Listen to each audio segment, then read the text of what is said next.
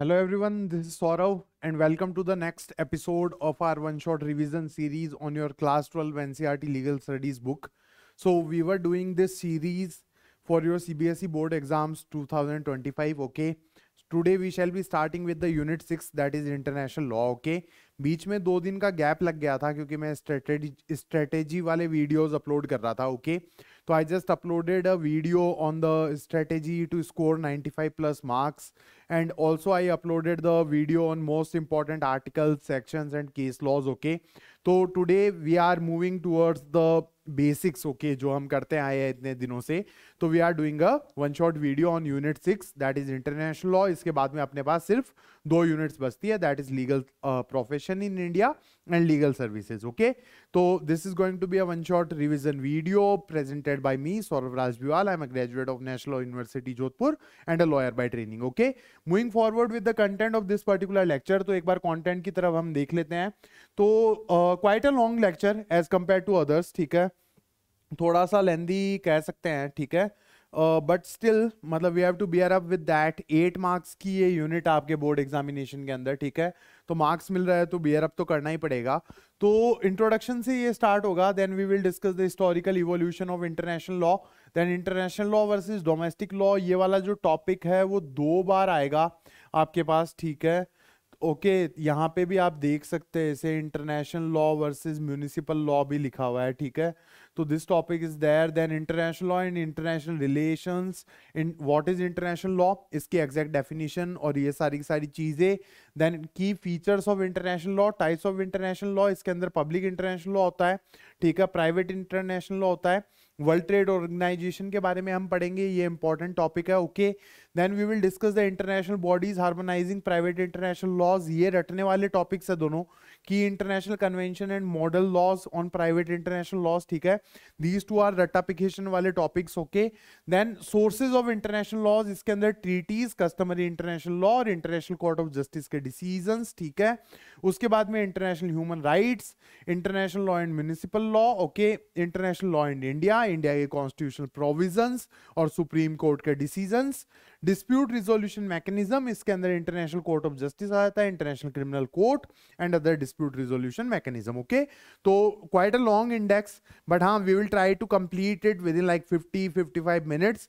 And I guarantee you, once you stick with this particular video, then you won't be requiring any source to prepare for your board examination, okay? Now moving forward with the first topic, that is introduction, ठीक है? तो introduction के अंदर देखो एक domestic laws और international law का comparison लिखा हुआ है, ठीक है? तो देखो डोमेस्टिक लॉज क्या होते हैं? They basically regulate the conduct of citizens with in a state. ये किसी देश के अंदर सिटीजंस के कंडक्ट को रेगुलेट कर रहे होते हैं, okay? We have read about IPC, we have read about law of torts, we have read about law of contracts. तो ये सारे के सारे लॉज क्या करते हैं कि हम हमारे देश के अंदर, इंडिया के अंदर किस तरीके से रहते हैं, हमारा कंडक्ट किस तरीके से चलता है, उसको रेगुलेट करते हैं, ठीक है? These laws also govern private social and commercial activities. हमने फॉर्म्स ऑफ लीगल एंटिटीज पढ़ा था, ठीक है? तो एक तरीके से कमर्शियल एक्टिविटीज को वो गवर्न करता है, ठीक है? प्राइवेट और सोशल एक्टिविटीज को भी ये आईपीसी और टॉर्ट्स वगैरह गवर्न करते हैं. तो एक तरीके से ये डोमेस्टिक लॉज है, ओके? उसके अलावा they also regulate the state machinery. Judiciary वाला चैप्टर हमने पढ़ाई था, तो you must be aware regarding the domestic laws, okay? अब इंटरनेशनल लॉज की जरूरत कहां आके पड़ गई हमें, ठीक है? Why do we need international laws, okay? तो इस चीज के बारे में हम पढ़ते हैं. तो देखो international law governs dispute between 2 or more state parties. What if there is a dispute between 2 countries? 2 देशों के बीच में अगर कोई लड़ाई या डिस्प्यूट हो जाता है तो क्या होगा? तो international law comes into play, okay? तो 2 या 2 से ज्यादा देशों के बीच में पंगा हो जाता है या लड़ाई हो जाती है तो इंटरनेशनल लॉ की जरूरत पड़ती है, okay? It provide jurisdiction for disputes involving private parties across jurisdiction, okay? या फिर मतलब 2 अलग अलग देशों के लोगों के बीच में या फिर 2 अलग अलग देशों के कंपनीज के बीच में अगर कोई डिस्प्यूट हो जाता है, जैसे सैमसंग और एप्पल का एग्जांपल ले लेते हैं. Samsung is a company of south Korea, Apple is a company based in United states, ठीक है? तो इन दोनों कंपनीज के बीच में डिस्प्यूट हो गया तो कहां पे केस जाएगा? यूएस की कोर्ट में जाएगा या साउथ कोरिया की कोर्ट में जाएगा या फिर कोई इंटरनेशनल कोर्ट के अंदर जाएगा, ठीक है? तो इनके डिस्प्यूट रिजोल्यूशन मैकेनिज्म का ज्यूरिसडिक्शन भी इंटरनेशनल लॉ प्रोवाइड करवाता है, ओके? इसके बाद में it provides framework for interstate relations. मतलब दो देशों के बीच में रिलेशंस किस तरीके से चलने चाहिए, इसके भी फ्रेमवर्क इंटरनेशनल लॉ प्रोवाइड करवाता है। उसके बाद में it governs the conduct between the Nations, तो देशों को आपस में किस तरीके से बिहेव करना है ये भी ये गवर्न करता है। ओके, तो this is regarding the need for international law and a basic brief of domestic law, that was your introduction. Okay, now moving forward with the next topic, that is historical evolution of international law. Okay, तो historical evolution के अंदर क्या आता है, तो international law नाम का जो शब्द है ये पहली बार किसने यूज किया था, जेरेमी बेंथम ने यूज किया था इन 1780। एमसीक्यू के हिसाब से गाइस ये इंपॉर्टेंट है। ओके, उसके बाद में फाउंडिंग फादर किनको कहा जाता है, तो ह्यूगो ग्रेसियस को कहा जाता है। ठीक है, he is mister Hugo gracious. इनके की कॉन्ट्रीब्यूशंस क्या थे, तो इन्होंने एक किताब लिखी थी freedom of the high seas नाम से 1625 के अंदर। ठीक है, ये किताब किसके ऊपर थी, on the law of war and peace. Okay, तो he is being termed as the father of international law, founding father. Okay, इन्होंने किताब कौन सी लिखी थी, freedom of high seas, his name is Hugo Grotius. Okay, उसके बाद में ओरिजिन्स ऑफ इंटरनेशनल लॉ की अगर अपन बात करें तो agreements in the ancient middle east, और उसके बाद में essential structure develop during the European Renaissance. तो यूरोप के अंदर जब शुरुआत के अंदर रेनेसॉ हो रहा था तो उस टाइम पे यूरोपियन कंट्रीज अलग अलग कॉलोनीज बना रही थी। स्पेन और पोर्टुगल के बीच में एक ट्रीटी हुई थी कि ईस्ट तुम रख लो, वेस्ट हम रख लेते हैं, इस तरीके का scenario, era of geographical exploration and all these things. तो उस टाइम पे भी कुछ ट्रीटीज हुई थी जिन्हें इंटरनेशनल लॉ का बेसिस माना जाता है। ओके, तो this is regarding the historical evolution of international law. Okay, now moving forward with the next thing, that is regarding the access to notes and updates that I post on my channel. So whatever the updates that I'm posting, guys, I have posted the whole syllabus of legal studies. Now I'm posting the one shot revision videos of legal studies. Okay, post that I will be posting regarding political science, then history, and then CLAT and CUET, all these things. Okay, so you just have to go to Telegram and type my channel's name, that is Saurav Raj Viwal CUET and CLAT. Then you will find this particular channel on Telegram. Okay, and I post all the updates that I'm posting on YouTube. Okay, तो जो भी videos में post करता हूँ और उसके अलावा उसके अंदर जो भी पीडीएफ्स और पीपीटीज मैं यूज करता हूँ वो मैं पोस्ट कर देता हूँ। ठीक है, तो just write my channel's name over there, you will find it. Okay, तो इस लीगल स्टडीज के सब्जेक्ट की जितने भी वीडियोस और पोस्ट वगैरह मैंने किए हैं उनकी पीडीएफ्स वगैरह सारी वहाँ पे आपको अवेलेबल मिल जाएगी। Okay, so now moving forward with the next thing, that is international law versus domestic law. तो देखो गाइज, एक चीज मैं आपको पहले बता देता हूँ, इंटरनेशनल लॉ जो है वो थोड़ा सा वीक लॉ है। ठीक है, वीक लॉ का मीनिंग क्या होता है कि एक तरीके से इसकी कोई इन्फोर्समेंट मैकेनिज्म नहीं है, कोई इंटरनेशनल फोर्स नहीं है, यूनाइटेड नेशंस कह दो या फिर कोई और इंटरनेशनल ऑर्गेनाइजेशन कह दो, तो इनके पास कोई इंटरनेशनल फोर्स नहीं है, कोई एनफोर्समेंट मैकेनिज्म नहीं है, इसलिए थोड़ा सा वीक लॉ इसे माना जाता है। और डोमेस्टिक लॉज के अंदर क्या होता है, जैसे इंडिया की अगर अपन बात करें तो India has army, India has police, all these things, तो इनका एनफोर्समेंट मैकेनिज्म ज्यादा रहता है। ठीक है, इसलिए डोमेस्टिक लॉज को थोड़ा सा स्ट्रॉन्गर लॉज माना जाता है। लेकिन देखो, इंटरनेशनल लॉज इंटरनेशनल सिनेरियो पे बहुत ज्यादा एप्लीकेबल है, इनकी एप्लीकेबिलिटी क्या है, इनकी इंपॉर्टेंस क्या है, ये हम आने वाली स्लाइड्स के अंदर पढ़ेंगे। ओके, तो कैरेक्टरिस्टिक्स ऑफ इंटरनेशनल लॉ की अगर अपन बात करें तो it is independent system outside the legal orders of specific states. ठीक है, तो ये किसी भी स्पेसिफिक स्टेट की बात मानने के लिए बाध्य नहीं है। ठीक है, और it is a independent system outside legal orders of any particular nation. Okay, it differs fundamentally from municipal laws. Okay, ये फंडामेंटली डिफर करता है किससे, म्युनिसिपल लॉज से। अब म्युनिसिपल लॉज कौन से, वो पंचायती राज वाले लॉज नहीं है जो आप 10th क्लास के अंदर पढ़ते थे। इंटरनेशनल लॉ जब अपन पढ़ते हैं तो जो नेशनल लॉज होते हैं, जो नेशंस के लॉज होते हैं, उनको म्युनिसिपल लॉज कहा जाता है। ठीक है, और ये डिफर करता है एक तरीके से इंटरनेशनल और म्युनिसिपल लॉ से। ओके, नाउ यूनाइटेड नेशंस की अगर अपन बात करें, एस्टेब्लिश हुआ था 1945 के अंदर, तो there is a United Nation General Assembly. इसके अंदर 190 कंट्रीज के रिप्रेजेंटेटिव्स बैठते हैं। It functions as a legislature but lacks the binding law making power. ठीक है, एक तरीके से लेजिस्लेचर की तरह फंक्शन करता है लेकिन कोई बाइंडिंग लॉ मेकिंग पावर नहीं है, although a few exceptions are there. ठीक है, बट जनरली कोई बाइंडिंग लॉ मेकिंग पावर्स नहीं है। वो एक्सेप्शंस कौन कौन से हैं, एक तो यूएन बजट जो है वो बाइंडिंग है सारे के सारे देशों के ऊपर, वो मानना ही पड़ता है। उसके अलावा एडमिटिंग मेंबर, मतलब कोई देश को अगर एक तरीके से एडमिट कर लिया गया यूनाइटेड नेशंस के अंदर तो बाकी सारे लोगों को भी उसे देश मानना ही पड़ेगा, एक कंट्री की तरह रिकॉग्नाइज करना ही पड़ेगा। उसके बाद में इलेक्टिंग आईसीजे जजेस, तो इंटरनेशनल कोर्ट ऑफ जस्टिस के जजेस को अगर इलेक्ट कर लिया यूनाइटेड नेशंस ने, तो बाकी देशों को भी उसे मानना ही पड़ेगा। तो ये एक तरीके से सुप्रीम पावर से यूनाइटेड नेशंस की। उसके अलावा यूनाइटेड नेशंस का कोई भी फैसला या कोई भी डिसीजन जो होता है वो बाइंडिंग इन नेचर नहीं है, ठीक है। इसीलिए मैंने कहा था ना शुरुआत में वीक लॉ है, मतलब कोई स्ट्रॉन्ग लॉ नहीं है, ओके। उसके बाद में United Nation Security Council, this can authorise force in the cases of aggression, ठीक है। तो यूएन सिक्योरिटी काउंसिल जो है ये एक तरीके से मतलब थोड़ी सी स्ट्रॉन्ग बॉडी है यूनाइटेड नेशंस की। इसके कुछ परमानेंट मेंबर्स है जो काफी स्ट्रॉन्ग कंट्रीज है, China, France, Russia, UK and USA. तो ये क्या करते हैं कि अगर मान लो दो कंट्रीज आपस में लड़ रहे हैं या फिर कोई ह्यूमन राइट्स वायलेशन हो रहा है कहीं पे, तो ये एक तरीके से फोर्स भेज सकते हैं, ओके। और मतलब एक तरीके से एनफोर्स कर सकते हैं। Enforcement subject to veto by permanent members. Veto का मतलब क्या होता है, अगर ये पांचों देश एग्री कर रहे हैं, चाइना, फ्रांस, रशिया, यूके और यूएसए एग्री कर रहे हैं, तभी फोर्स का यूज किया जा सकता है, otherwise force can not be use, okay. उसके बाद में देखो, there is no standing UN military. United Nations के पास खुद की कोई मिलिट्री नहीं है।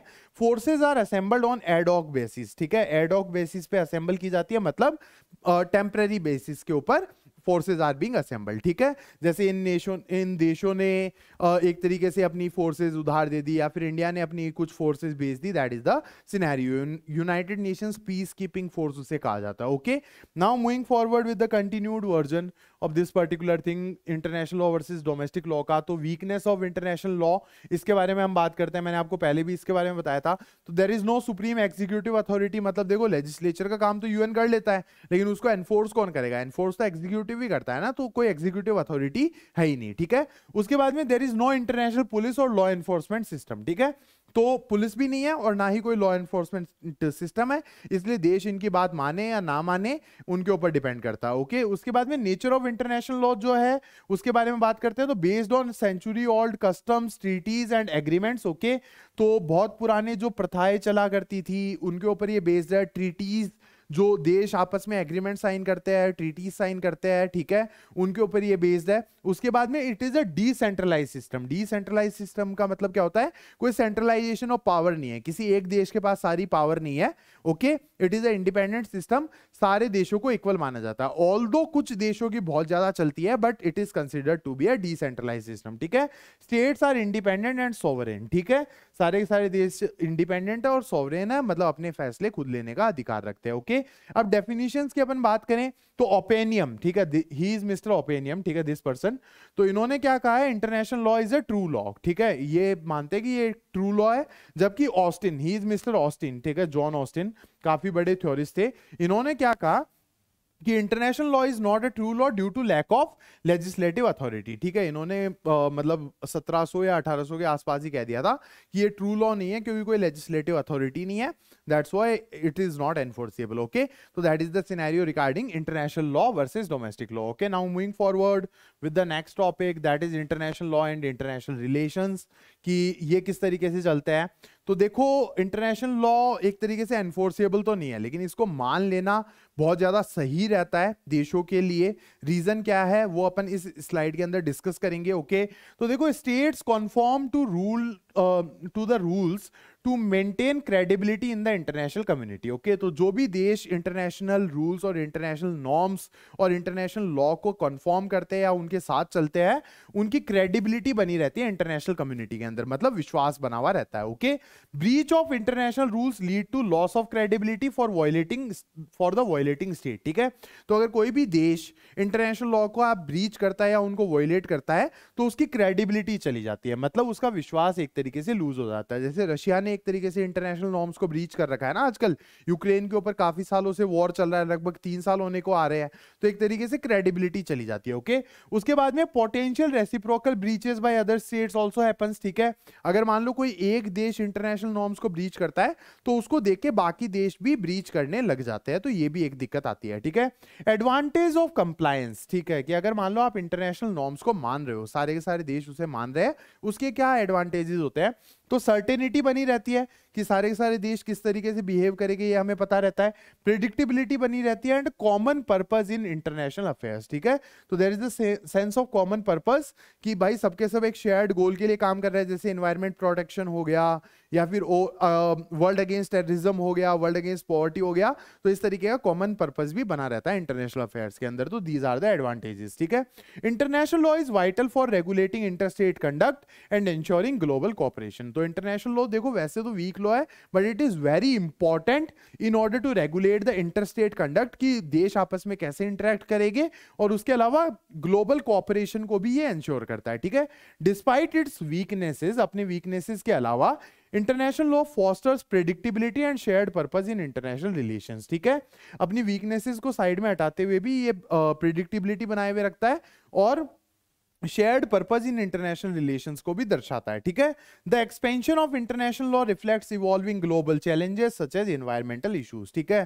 तो इंटरनेशनल लॉ एक्सपेंड कैसे हुआ, एक तरीके से जैसे ही ये एनवायरमेंटल इश्यूज वगैरह आने लग गए तो सारे के सारे देशों ने साथ में बैठ के बातचीत करना, डिसाइड करना, ट्रीटीज करना डिसाइड किया, करना स्टार्ट किया, तो इससे इंटरनेशनल लॉ बहुत ज्यादा हार्मोनाइज होने लग गया, ओके। तो this is regarding international law and international relations. Now moving forward with the next thing, that is the continued version of international law and international relations। तो impact of globalization 1980s के अंदर world economies एक तरीके से open up होनी चालू हुई, ठीक है। काफी सारे देशों ने, जो न्यूली इंडिपेंडेंट देश थे ना, जो 1940s और 1950s के अंदर इंडिपेंडेंट हुए थे, तो वो 1980 के आसपास अपनी इकोनॉमीज को उन्होंने ओपन करना स्टार्ट किया। जैसे इंडिया ने 1991 के अंदर अपनी इकोनॉमी ओपन की थी ना, चाइना ने 1970s के अंदर की थी, तो ग्लोबलाइजेशन 1980s के आसपास स्टार्ट हो गया था, ओके। तो इससे क्या हुआ, growth in international and regional organisation, European Union is there, ASEAN is there, okay. आपने अपनी पॉलिटिकल साइंस के अंदर पढ़ा होगा वो जो सेकंड वाला चैप्टर है regarding the contemporary centers of power and international organizations, okay। तो growth in international and regional organization, expansion of international law to cover obligation of organization, ठीक है। तो इससे international law का expansion होने लग गया। increased reliance on near universal consensus for creating new international law, ठीक है। तो अब देखो अलग अलग ऑर्गेनाइजेशन बनाने हैं, जैसे इंडिया के आसपास के कंट्रीज ने सार्क बना रखा है, उसके अलावा India, Russia, China, South Africa, इन सब ने मिलकर ब्रिक्स बना रखा है, ओके। उसके अलावा क्वाड नाम का एक ऑर्गेनाइजेशन है, नाटो नाम का एक ऑर्गेनाइजेशन है, यूरोपियन यूनियन एक ऑर्गेनाइजेशन है। तो इन सबको रूल्स भी तो बनाने पड़ेंगे, तो वो जो रूल्स है वो क्या है, इंटरनेशनल लॉज ही तो है, ठीक है। तो एक तरीके से इंटरनेशनल लॉज की नीड बढ़ने लग गई, रिलायंस बढ़ने लग गया इनके ऊपर बिकॉज ऑफ ग्लोबलाइजेशन, ठीक है। फिर क्या आता है, एनवायरमेंटल एग्रीमेंट्स, क्योंकि इन्वायरमेंट प्रोटेक्शन की भी जरूरत पड़ने लग गई। तो इसके अंदर लैंडमार्क क्या था, क्योटो प्रोटोकॉल, ठीक है। तो shift from bilateral to multilateral treaties. तो जनरली क्या हुआ करती थी, पहले बायलैटरल ट्रीटीज हुआ करती थी दो देशों के बीच में, लेकिन इन्वायरमेंट हैजार्ड है, वो एक देश के ऊपर थोड़ी है, वो तो पूरी दुनिया के ऊपर ही है ना, तो मल्टीलैटरल ट्रीटीज भी होने लग गई, ठीक है। Community acceptance replaces individual state consent, ठीक है। तो environmental agreements basically community acceptance को दर्शाते हैं कि मतलब पूरे विश्व को एक साथ काम करना पड़ेगा तभी हम इन्वायरमेंट को बचा पाएंगे, ठीक है। अब एक क्योटो प्रोटोकॉल हुआ था 1997 के अंदर, ठीक है। It was adopted to combat global warming and aims at reducing green house gas emissions, ठीक है। तो क्योटो प्रोटोकॉल 1997 के अंदर हुआ था, इसको COP भी कहते हैं, conference of parties.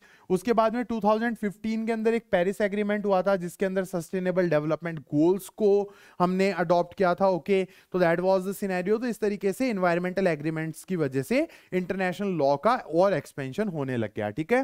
Horizontal nature है इंटरनेशनल लॉ का, इसका मीनिंग क्या है, it is based on the principle of equality of states, ठीक है। सारे के सारे देश है वो इक्वल है, हाउएवर, देखो यहाँ पे येलो फॉन्ट्स के अंदर लिखा हुआ है, however some states are more influential in creating and maintaining international law, ठीक है। वैसे तो माना जाता है कि सारे देश बराबर है, लेकिन कुछ देशों का इन्फ्लुएंस वैसे ही ज्यादा है, जैसे USA हो गया, चाइना हो गया, रशिया हो गया, आजकल इंडिया का इन्फ्लुएंस भी थोड़ा बहुत बढ़ रहा है, okay. Now moving forward with the next thing, I guess ये समझ में आ गया होगा। वैसे स्क्रीनशॉट लेना चाहते हो तो आप ले सकते हो, otherwise I will post the PDF on the Telegram group, वो आपको बताया हुआ है, ठीक है। Now moving forward with the next thing, that is what is international law. तो ये यूनाइटेड नेशन जनरल असेंबली की फोटो लगी हुई है गाइस यहाँ पे। तो डेफिनेशन बाय बेंथम, ठीक है। बेंथम ने क्या डेफिनेशन डेफिनेशन दी है, he was a political philosopher. तो international law is a collection of rules governing relations between states, ठीक है। तो इन्होंने क्या कहा कि ये एक कलेक्शन ऑफ रूल्स है जो देशों के बीच में एक तरीके से रिलेशंस को गवर्न करता है, ओके। उसके बाद में मॉडर्न डेफिनेशन क्या है इंटरनेशनल लॉ की? International law governs relations among states, individuals and international organisations, ठीक है। तो पहले तो बेंथम ने कहा कि सिर्फ एक तरीके से देशों के बीच में ही रिलेशंस को गवर्न करता है, और मॉडर्न डेफिनेशंस के अंदर कौन कौन आ गए? देश तो आए ही आए, उसके अलावा इंडिविजुअल्स के अंदर लोग और कंपनीज, ठीक है।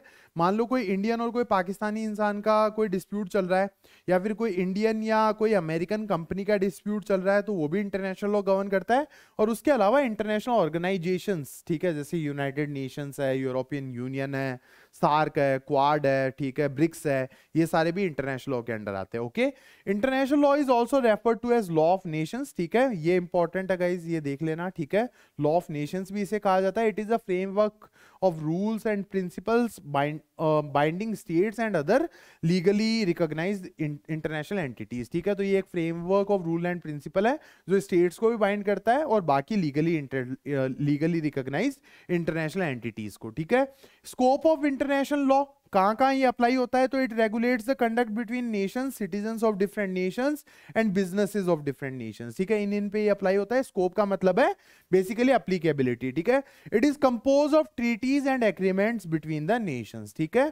तो ट्रीटीज और एग्रीमेंट्स के बीच के थ्रू ये बनाया जाता है, okay. Now moving forward with the next thing, that is की फीचर्स ऑफ इंटरनेशनल लॉ। तो पहला फीचर है consent based government. Consent based government का मतलब क्या है? देखो, सारे देश इंडिपेंडेंट है, सारे देश अपने आप में सोवरेन है, that means it is a consent based governance, ठीक है। कि अगर देश कंसेंट करेंगे किसी इंटरनेशनल लॉ को मानने के लिए, तभी वो इंटरनेशनल लॉ उनके ऊपर एप्लीकेबल होगा, अदरवाइज वो उनके ऊपर एप्लीकेबल नहीं होगा, ठीक है। States are generally not bound unless they expressly consent to a course of conduct, ठीक है। अगर वो एक्सप्रेसली कंसेंट करते हैं, मतलब साइन करते हैं किसी ट्रीटी पे, तभी वो बाउंड होते हैं उसको मानने के लिए, अदरवाइज वो बाउंड नहीं है, ठीक है। Exceptions are principles of customary international law and jus cogens norms, ठीक है। दो चीजें हैं, एक तो कस्टमरी इंटरनेशनल लॉ जिसके बारे में हम आगे पढ़ने वाले हैं, एक प्रॉपर स्लाइड है सोर्सेज ऑफ इंटरनेशनल लॉ के अंदर, ठीक है। तो कस्टमरी इंटरनेशनल लॉ बेसिकली प्रथाएं होती है, बहुत पुराने ट्रेडिशंस, वो एक तरीके से आपको मानने ही पड़ते हैं। और उसके अलावा जस्ट कॉजेंस नॉर्म्स है, ये आपको मानने ही पड़ते हैं। उसके अलावा अगर कोई ट्रीटी है उसके ऊपर आप साइन करोगे तो मानो, अदरवाइज आप मत मानो, कोई दिक्कत वाली बात नहीं है। अब जस्ट कॉजेंस क्या होता है? ये एक लैटिन टर्म है गाइस, ये इंपॉर्टेंट है यार, ये एमसीक्यू वगैरह टपक सकते हैं इससे, ठीक है, देख लेना, ठीक है। तो it is a Latin term for compelling law norms from which no derogation is permitted even by a treaty. जैसे ह्यूमन राइट्स हो गए और सारी सारी चीजें हो गई, इनका तो डेरोगेशन नहीं हो सकता ना, ये तो यूनिवर्सल राइट्स है। तो these are jus cogens norms, okay. उसके बाद में टाइप्स ऑफ इंटरनेशनल लॉ की बात करें तो एक तो है पब्लिक इंटरनेशनल लॉ जो दो देशों के बीच में रिलेशंस को गवर्न करता है, और प्राइवेट इंटरनेशनल लॉ जो अलग अलग देशों की प्राइवेट पार्टीज के बीच में रिलेशंस को गवर्न करता है, भले ही वो इंडिविजुअल्स हो, भले ही वो कंपनीज हो, या फिर क्रॉस बॉर्डर मैट्रिमोनियल डिस्प्यूट्स हो। जैसे Sania Mirza is a Indian tennis player and Shoaib Malik is a Pakistani cricketer, they got married, ठीक है। तो अगर अब उनका डाइवोर्स होने वाला है, ठीक है, तो अब उनका डाइवोर्स किस तरीके से, कौन से लॉ के हिसाब से गवर्न होगा, तो इसको प्राइवेट इंटरनेशनल लॉ गवर्न करता है, ओके। तो these are the key features of international law, okay. Now we will read about public international law. Public international law दो देशों के बीच में जो रिश्ते होते हैं, जो रिलेशंस होते हैं, उनको गवर्न करता है, ओके। तो it regulates relations between sovereign states and international organisations aiming to foster international cooperation and peace, ठीक है। तो दो देश या फिर इंटरनेशनल ऑर्गेनाइजेशन के बीच में जो रिलेशंस होते हैं उनको ये गवर्न करता है, और एम क्या है? To foster international cooperation and peace, okay. उसके बाद में it provides a legal framework for state to interact in a orderly and predictable manner, ठीक है। एक लीगल फ्रेमवर्क प्रोवाइड करवाता है देशों के लिए कि आराम से एक ऑर्डरली और प्रिडिक्टेबल मैनर में इंटरैक्ट करो एक दूसरे के साथ, ठीक है। Unlike private international law, it does not concern itself with domestic और private entities but solely with inter state relationship and internationally recognised organisations, ठीक है। तो प्राइवेट इंटरनेशनल लॉ की तरह ये कोई प्राइवेट पार्टीज के साथ इंटरैक्ट नहीं करता, सिर्फ इंटरनेशनल ऑर्गेनाइजेशंस और देशों के बीच में होने वाले डिस्प्यूट से ही ये रिलेट करता है। Okay, by fostering corporation through frameworks like WTO, it ensures nations can collectively tackle cross border issues and maintain peaceful coexistence. ठीक है, तो देखो ये काफी सारे फ्रेमवर्क्स है पब्लिक इंटरनेशनल लॉ के, like the World Trade Organisation. WTO जो है गाइज ये स्ट्रॉन्ग लॉ है, इसके जो जजमेंट्स होते हैं वो बाइंडिंग है, वो मानने ही पड़ते हैं। ठीक है, वी कैन से कि इंटरनेशनल लॉ को अपन बार बार वीक लॉ कहते हैं ना, लेकिन WTO is a different story, it is a strong law. Okay, और ये पब्लिक इंटरनेशनल लॉ का ही पार्ट है। Okay, now moving forward with the next topic, public international law. If you want to screenshot you can do that guys. तो अगला जो topic है अपना वो है की areas of application of public international law, कहाँ ये अप्लाई होता है।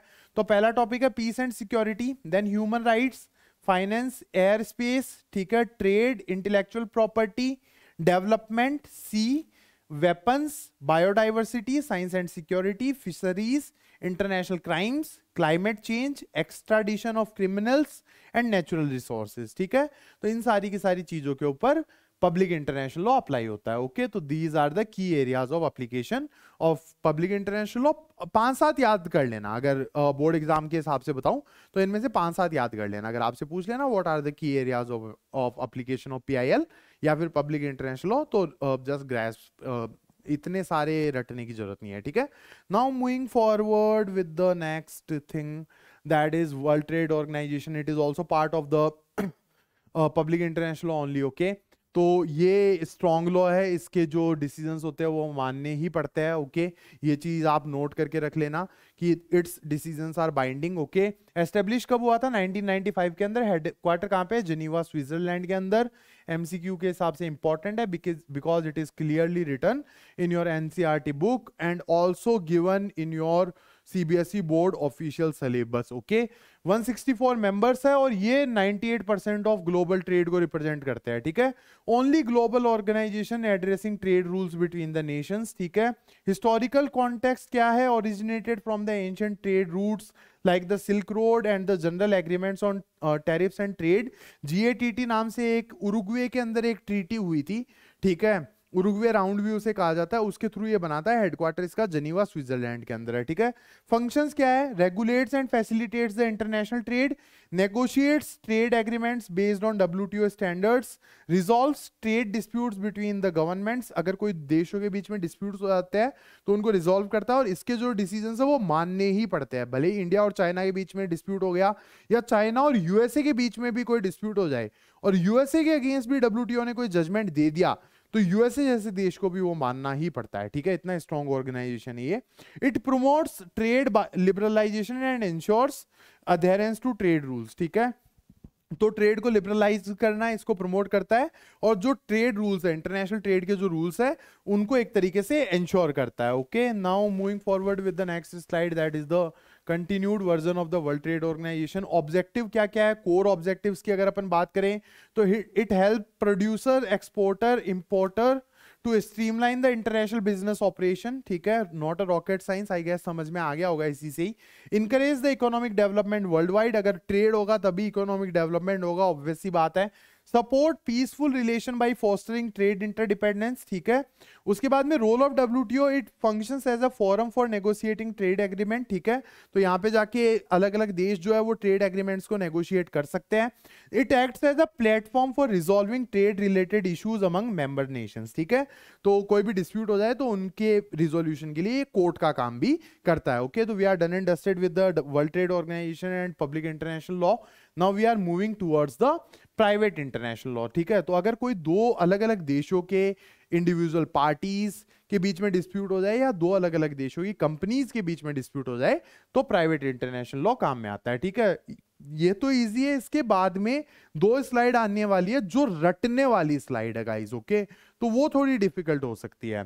तो प्राइवेट इंटरनेशनल लॉ, जिसको अपन कॉन्फ्लिक्ट ऑफ लॉज भी कहते हैं, is a specialised branch of law that governs legal disputes involving private parties across different jurisdiction. ठीक है, तो ये वो ब्रांच ऑफ इंटरनेशनल लॉ है जो प्राइवेट पार्टीज अलग अलग देशों की उनके बीच में जो डिस्प्यूट्स होते हैं उसको गवर्न करती है। ठीक है, private international law is not concern with relations between states. ठीक है, देशों के बीच में क्या चल रहा है ये इसका फोकस नहीं है. It focuses on interstate interaction involving individuals, businesses और अदर लीगल एंटिटीज. ठीक है, तो मैट्रिमोनियल डिस्प्यूट्स हो गए या फिर बिजनेसेस के बीच में डिस्प्यूट्स हो गए या फिर दो अलग अलग लोगों के बीच में डिस्प्यूट्स हो गए, उनको ये गवर्न करता है. ठीक है, उसके बाद में private international law consists of rule and principles derived from conventions, model laws, domestic laws and secondary legal sources. ठीक है, ये वाली लाइन इंपॉर्टेंट है गाइस, अगर पीआईएल के बारे में आपसे पूछ लिया तो इसको याद कर लेना. ठीक है, स्क्रीनशॉट लेके रख लो, ये वाली लाइन आपको याद करके रखनी है. ओके,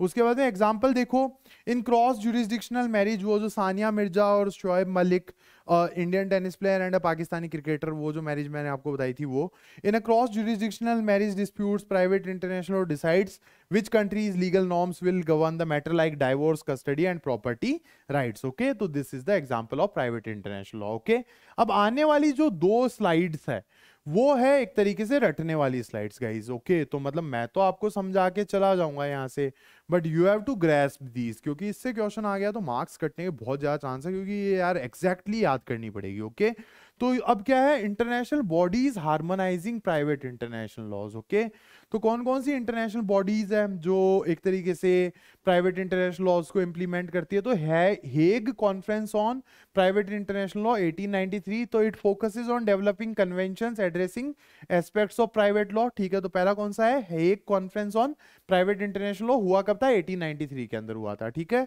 फिर उसके बाद में international centre for settlement of investment disputes. Okay, ICSID, it facilitates arbitration and conciliation for disputes arising from international investments. ठीक है, तो इन्वेस्टमेंट रिलेटेड डिस्प्यूट्स के लिए ICSID.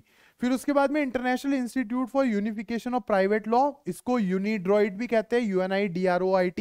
It is dedicated to harmonizing and modernizing private international law across different nations. ठीक है, उसके बाद में United nation commission for international trade law, इसको यूनिसिट्रल भी कहते हैं. तो डेवलपिंग मॉडल लॉज, इंडिया का जो आर्बिट्रेशन एंड कंसिलिएशन एक्ट है ना, जो आपकी यूनिट 2 है ADR वाली, तो वो जो लॉ है arbitration and conciliation act of 1996, वो इन्हीं गाइडलाइंस के हिसाब से बना हुआ है. ठीक है, तो this develops model laws, legal guides and rules related to international trade and commerce including arbitration. Okay, so these are the international bodies harmonizing private international laws. 4 है, याद करनी पड़ेगी गाइस. ठीक है, 3-4 बार लिख लिख के याद कर लेना अच्छे से, अगर ये क्वेश्चन आ गया तो ये ही लिख के आनी पड़ेगी. It's harsh but it is what it is. ठीक है, now moving forward with the next thing. एक और स्लाइड है जो आपको थोड़ी सी बुरी लगेगी, बट हाँ स्टिल इसमें फिर भी थोड़ा वो टेक्स्ट है, समझाने वाला चीज है, रट्टाफिकेशन तो नहीं है. की international convention on international model laws. ठीक है, तो United Nation convention on contracts for the international sale of goods. ठीक है, CISG, also known as the Vienna Convention. It provides standardized rules for international sale contracts, reducing conflict in the choice of law, often incorporated in domestic legal system unless explicitly excluded by parties. ठीक है, तो ये एक तरीके से जो international sales के contracts होते हैं ना, इंपोर्ट एक्सपोर्ट वाले, उससे रिलेटेड रूल्स प्रोवाइड करवाता है. कई बार क्या होता है, जैसे मान लो कि कोई पार्टी है जो इंडियन बिजनेसमैन है, चाइना से इंपोर्ट कर रहा है, तो कौन सा कॉन्ट्रैक्ट का रूल लगेगा, चाइना वाला रूल लगेगा या इंडिया वाला रूल लगेगा, तो ये उसको स्टैंडर्डाइज कर देता है. ठीक है, CISG. ओके, उसके बाद में UNCITRAL model law on international commercial arbitration, same ही है, ये तो पिछली बार भी था. ठीक है, it provides comprehensive framework for domestic laws governing arbitration. तो सारे के सारे देशों ने अपने आर्बिट्रेशन के लॉज इसी को देख के बनाए हैं. It is widely adopted by countries including India in 1996 to streamline the arbitration practices. तो इंडिया का जो arbitration and conciliation act of 1996 है, वो इंडिया ने इसी को देख के बनाया है. ये 1985 की गाइडलाइंस है गाइस. ठीक है, यूनिसिट्रल गाइडलाइंस आर ऑफ 1985. ठीक है, तो इसका ईयर आप याद रख लेना, ये इंपॉर्टेंट है, बहुत ज्यादा इंपॉर्टेंट है. ओके, मैं मार्क कर देता हूं इसे.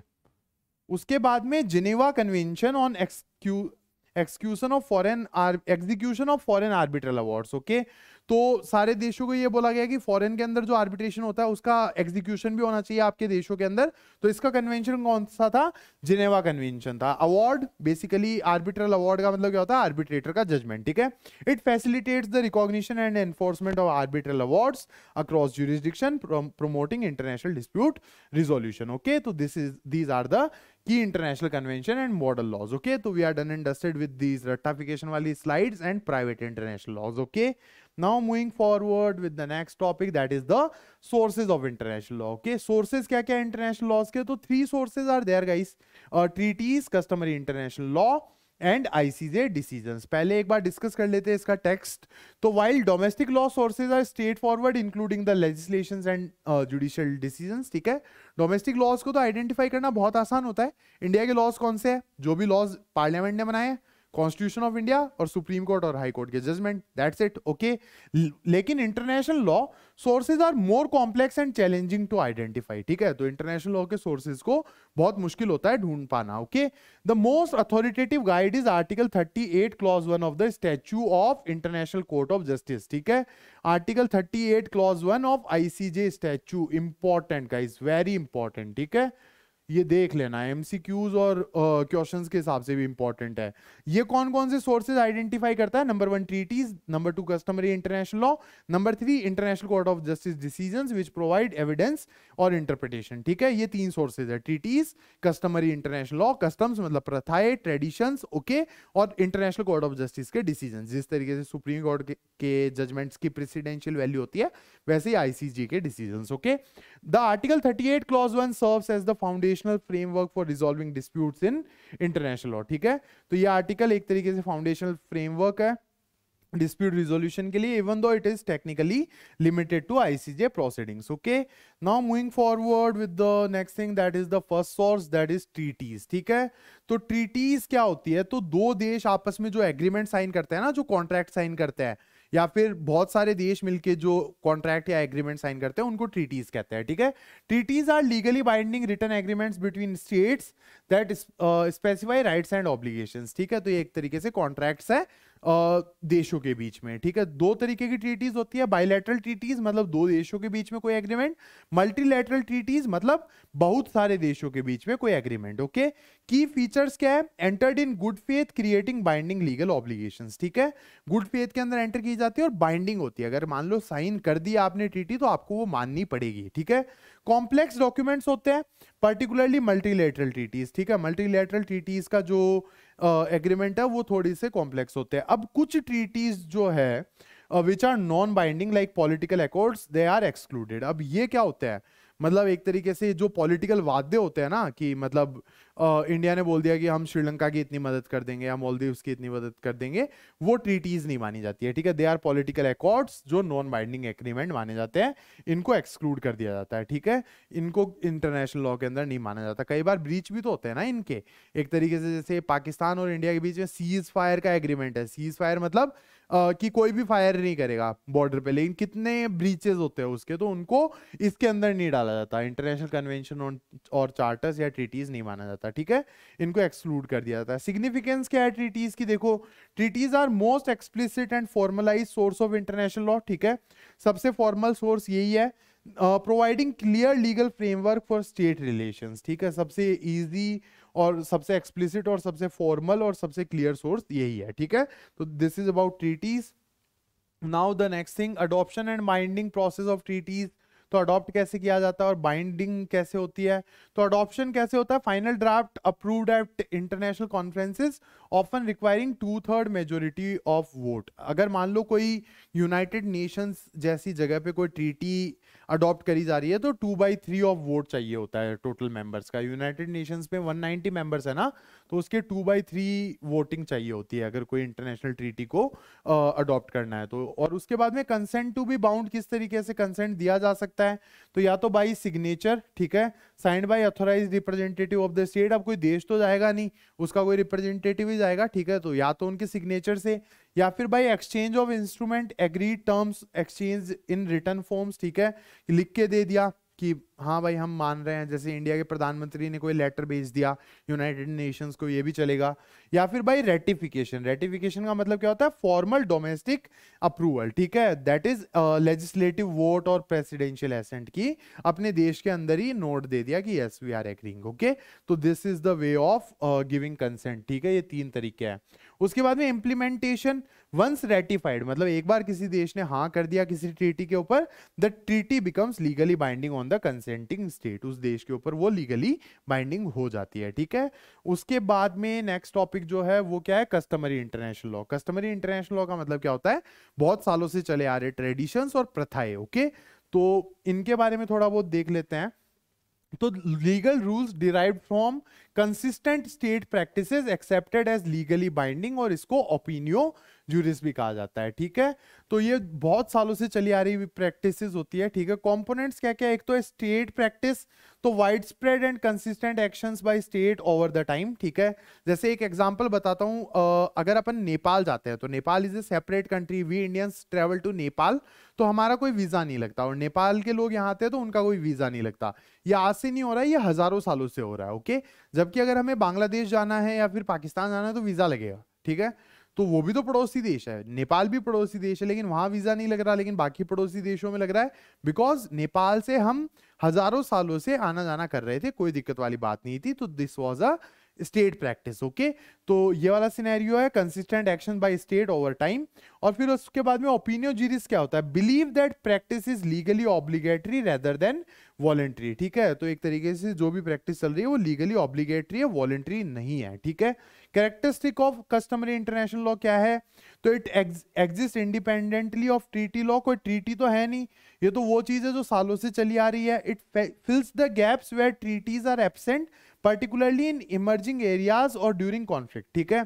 तो जहां पे ट्रीटीज नहीं होती है, जहां पे मतलब कोई एग्रीमेंट नहीं किया हुआ है देशों का, तो वहां पे जो गैप है वो कैसे फिल किया जाता है, लॉ का, कस्टम्स को देखा जाता है कि हम सालों से क्या करते हुए आ रहे थे इस पर्टिकुलर इशू के ऊपर, ओके। तो वहां पे ये गैप को फिल करता है।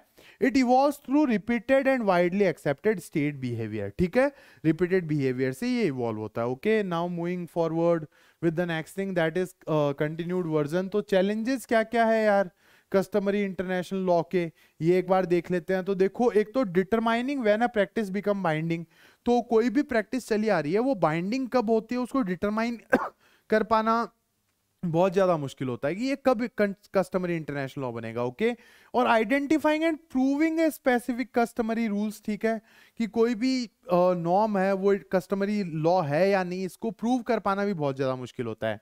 Examples, certain norms in humanitarian law during armed conflict, ठीक है, ये इसके एग्जांपल्स है। जैसे प्रिजनर्स ऑफ वॉर को फ्री कर दो, या फिर उनको अच्छे से ट्रीट करो, जो आर्मी पर्सन है उनको आर्मी पर्सन की तरह ट्रीट करो। ये बहुत सालों से चली आ रही प्रैक्टिस है, ठीक है। पहले तो अत्याचार होते थे लेकिन आजकल नहीं होता है, ठीक है। तो that is the scenario. State practices derived from United Nation declarations और अनसाइन ट्रीटीज, ठीक है। तो these are the examples.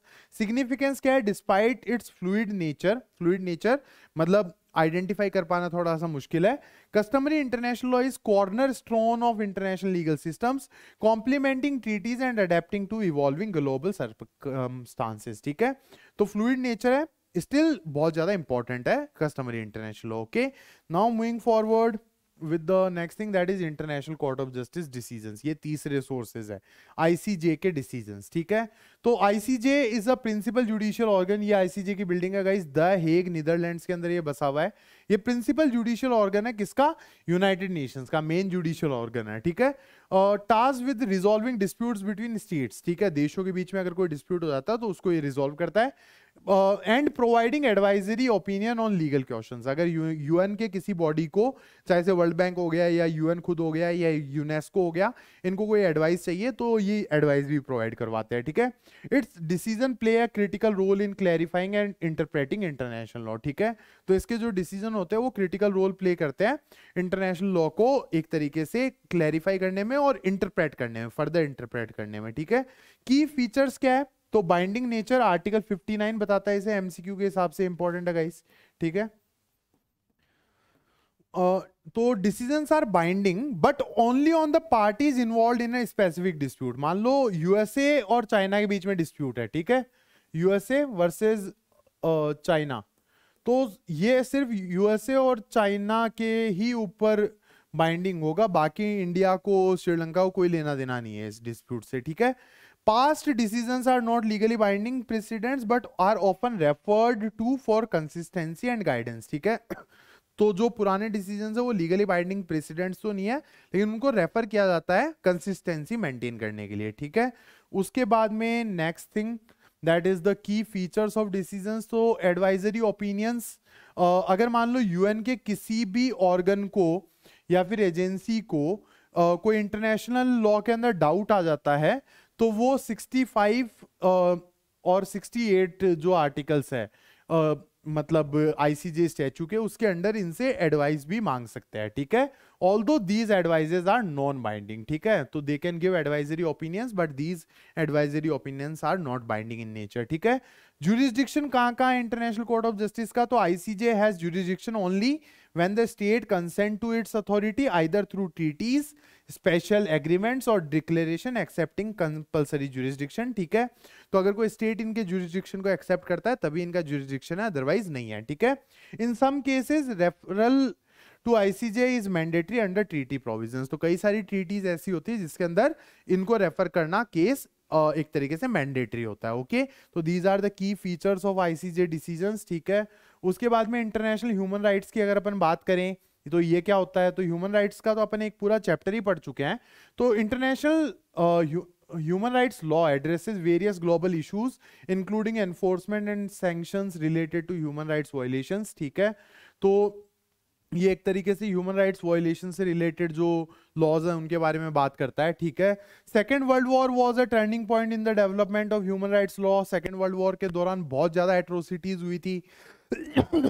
Hitler ने जो ज्यूज के साथ किया था जर्मनी के अंदर, जापान ने जो चाइना में किया था, यूएसए ने जो जापान के साथ किया था हिरोशिमा नागासाकी, ठीक है। तो that was the scenario. The post war era witness significant increase in human rights activism and scholarly work, ठीक है। यूडीएचआर जो है universal declaration of human rights, ये 1948 के अंदर अडॉप्ट हुआ था, ठीक है। आपके यूनिट 5A के अंदर लिखा हुआ है ये, ओके। दो non binding, UDHR is one of the most influential human rights documents in international law, ठीक है। की कन्वेंशन एंड ट्रीटीज की हम बात कर रहे हैं। उसके बाद में international covenant on civil and political rights ICCPR है, और the Vienna declaration on program of action 1993, ठीक है। तो these are the key conventions on international human rights, okay. तो this was our next topic that we are done and dusted with. Now moving forward with the next thing that is international law and municipal law. अपन इतना पढ़ चुके हैं तो अब अपने को काफी कुछ समझ में आ गया होगा, तो वापस एक बार इसका ग्लिम्स लेते हैं। पहले तो अपन ने international law and domestic law का एक टॉपिक किया था ना, now we are moving forward to this again, okay. तो कॉम्प्लेक्स रिलेशनशिप है, ठीक है। The relationship between international law and municipal और domestic law is intricate. Some believe the two are entirely separate, ठीक है। कुछ लोग बिलीव करते हैं एकदम अलग है, लेकिन देखो दे ऑफन ओवरलैप, कई बार ये ओवरलैप करते हैं और एक दूसरे को इन्फ्लुएंस भी करते हैं, ठीक है। International obligation must be reflected in domestic legislation, ठीक है। इंटरनेशनल ऑब्लिगेशन रिफ्लेक्ट करनी चाहिए, जैसे इंडिया ने यूनिसिटरल गाइडलाइंस के ऊपर साइन किया 1985 में, और 1996 के अंदर आर्बिट्रेशन एंड कंसिलिएशन एक्ट बनाया, ओके। तो इस तरीके का सिनेरियो होना चाहिए। Some international treaties requires state to adopt specific domestic laws to align with the international commitments, ठीक है। तो कई सारी इंटरनेशनल ट्रीटीज है वो स्टेट को एक तरीके से बोलती है कि डोमेस्टिक लॉज बनाओ ताकि इंटरनेशनल कमिटमेंट्स के साथ अलाइन करो, ठीक है। जैसे एनडीपीएस नाम से एक लॉ है, narcotics drugs and psychotropic substances prohibition act नाम से, ठीक है। तो ये लॉ कैसे बनाया गया था कि पूरे वर्ल्ड के अंदर ड्रग्स बहुत ज्यादा फैल रहे थे, ड्रग अब्यूज बहुत ज्यादा हो रहा था, तो यूएन के अंदर एक ट्रीटी साइन हुई, तो सारे देशों ने ये लॉ बनाया, ओके। तो this is the scenario. Principle of conflict between international and domestic law, easy side topic है यार, कुछ नहीं है इसमें। Municipal law can not justify breach of international law, ठीक है। आप ऐसे नहीं कह सकते कि हमारा डोमेस्टिक लॉ अलाउ नहीं कर रहा इसलिए हम इंटरनेशनल लॉ को ब्रीच कर रहे हैं, okay. Domestic law can not be use as a defence for breaching international law, same सी चीज है। और थर्ड वाला पॉइंट भी कोई ज्यादा डिफरेंस नहीं है, ये ऐसे लगता है कि सेम बात को बार बार लिखा हुआ है। States cannot justify violating international law by citing domestic legal obligation, okay। तो this is regarding the international law and municipal law। अब आप एक चीज ऑब्जर्व कर रहे हो गाइस कि यहाँ पे मैं आपकी बुक की नंबरिंग यूज कर रहा हूँ, एग्जैक्ट जो बुक में टॉपिक्स दिए हुए हैं ना वो ही मैं यूज कर रहा हूँ topic numbering, okay. So that is the scenario. Now moving forward with the next topic that is the international law and India. तो इंडियन कॉन्स्टिट्यूशन के दो प्रोविजंस और कुछ केस लॉज है, ठीक है। तो देखो एक तो है article 51 that is the directive principle of state policies, DPSP है। जो एक तरीके से सरकार को कहता है कि इंटरनेशनल नॉर्म्स को आपको फॉलो करना है, रेस्पेक्ट करना है और उनको एक तरीके से अध्ययन भी करना है, ठीक है। India's constitution encourages the state to foster respect for international law and treaty obligation in the relations between organised people, ठीक है। तो कॉन्स्टिट्यूशन का आर्टिकल 51 सरकार को बोलता है इंटरनेशनल ऑब्लिगेशंस को मानो, फॉलो करो और बाकी देशों के साथ भी अच्छे रिश्ते बना के रखो, ठीक है। This is article 51, important guys, पूछा जा सकता है ये सवाल, बड़े वाले क्वेश्चंस में भी आ सकता है कि what are the international obligations, what are the Indian constitutional provisions regarding international obligations या international law, okay। तो पहला आर्टिकल 51, देन आर्टिकल 253 ये लॉ मेकिंग पावर प्रोवाइड करता है पार्लियामेंट को, ओके। तो it grants parliament the power to implement international treaties even overriding the state government powers to give effect to treaty provisions, ठीक है। तो लॉ मेकिंग पावर, अगर international treaty के हिसाब से भी हमें कोई लॉ बनाना है तो पार्लियामेंट बना सकता है, अंडर विच आर्टिकल, आर्टिकल 253, ठीक है। फिर आता है Kesavananda Bharati case versus state of Kesavananda Bharati versus state of Kerala case. इसके अंदर कोर्ट ने क्या बोला था, it emphasised interpreting constitutional provisions in line with the UN charter, ठीक है। तो कॉन्स्टिट्यूशनल प्रोविजंस को यूएन चार्टर के हिसाब से इंटरप्रेट कर सकते हो आप, ये इस केस के अंदर कहा गया था।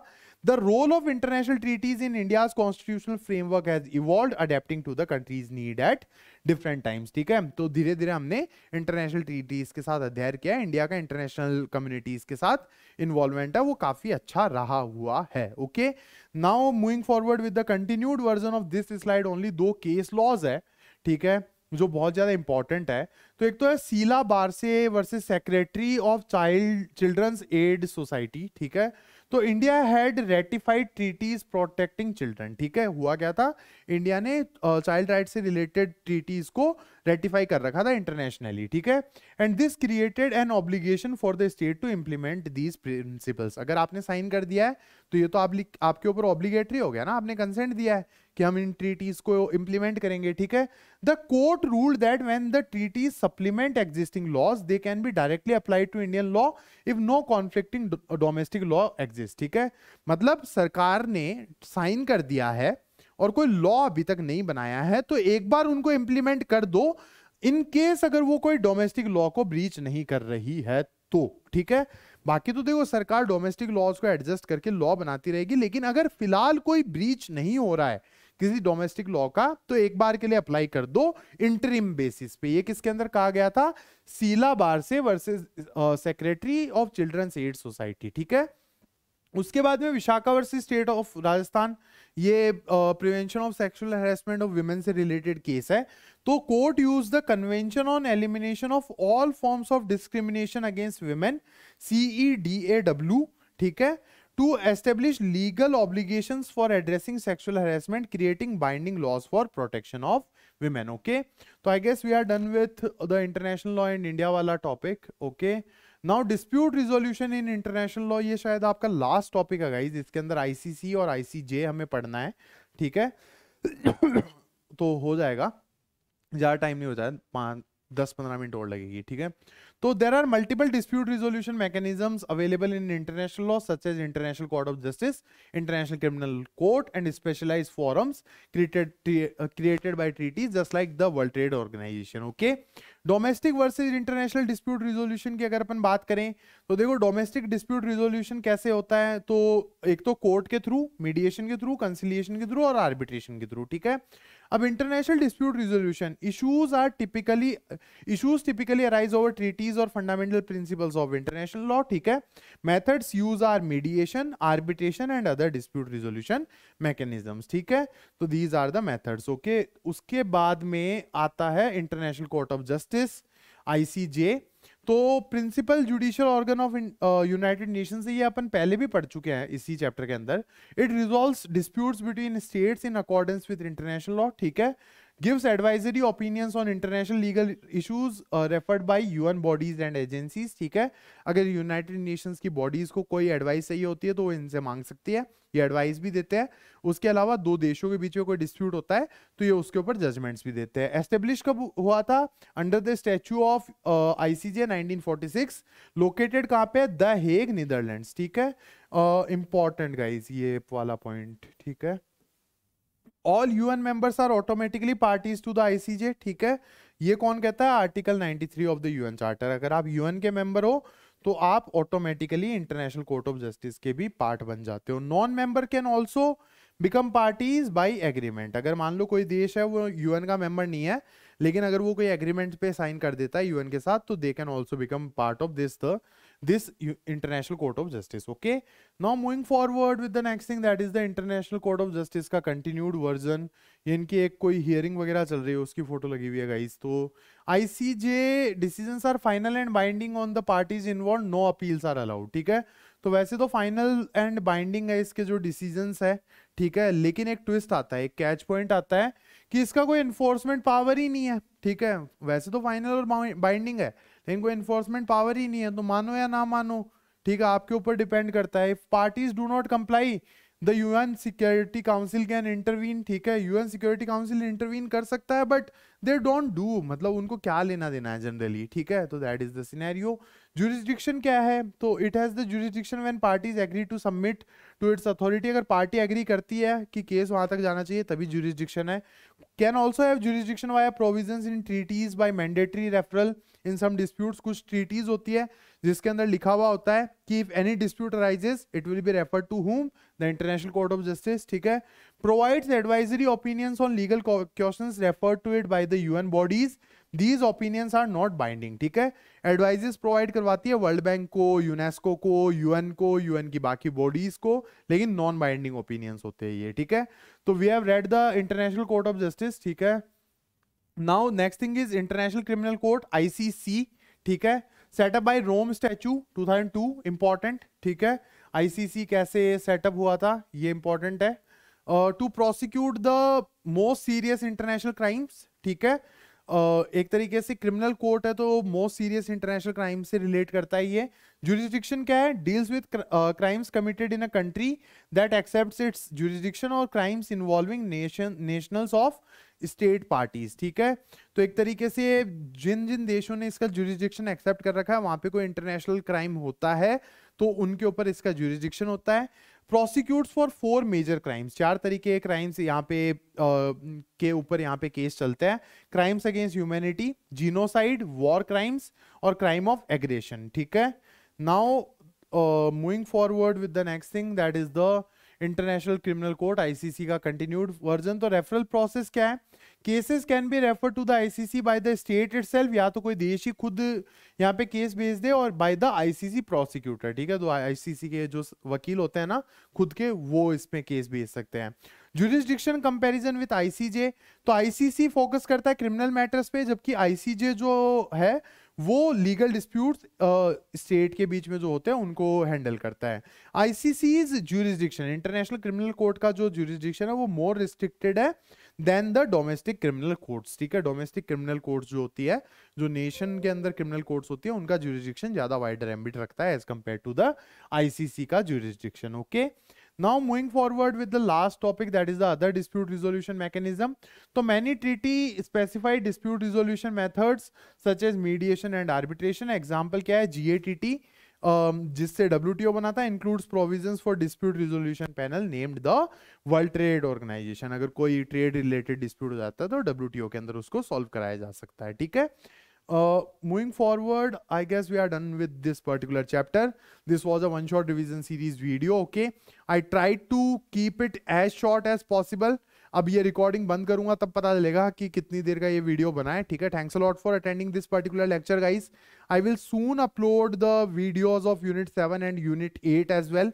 Thanks a lot for attending this particular lecture and best of luck for your examinations। ठीक है, 3 मार्च को आपका पेपर है ना, तो उसके लिए बेस्ट ऑफ लक। इसके बाद में I will start uploading the videos of political science and history, and उसके बाद में CLAT and CUET as well. Okay, thanks a lot, see you in the next lecture guys, bye, see you, Tata.